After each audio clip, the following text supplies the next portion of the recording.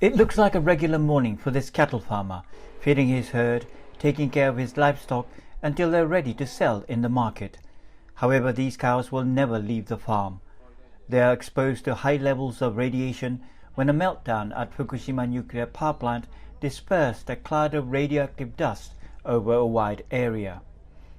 For years, this farm was part of an exclusion zone with high radiation within 20 kilometers from the Fukushima #1 nuclear power plant. These cows you see behind me were highly affected by radiation, and the government ordered them to be put down, but several farmers in this Namie village refused to do so.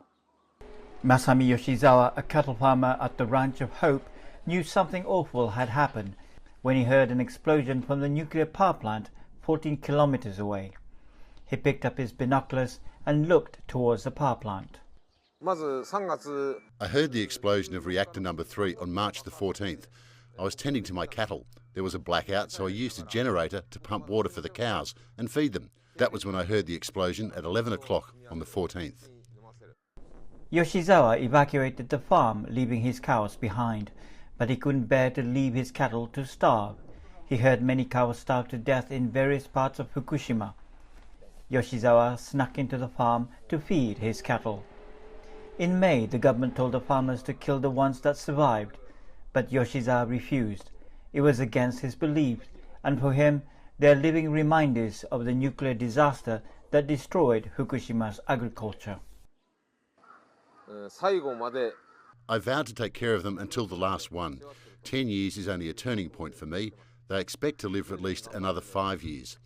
I'll continue to be exposed to radiation, and my cows will also be exposed to the radiation. I have to keep it up, as I'm afraid people will forget what had happened to Namie village and how the nuclear accident destroyed our future. Yoshizawa says 10 years have gone by quickly. Since the accident, he's participated in protests in Tokyo, traveling in and out of Japan to give lectures on dangers of nuclear power. It's clear he will never abandon his commitment to the cause, nor will he abandon his herd. Terrence Terashima, Namie Village, Fukushima.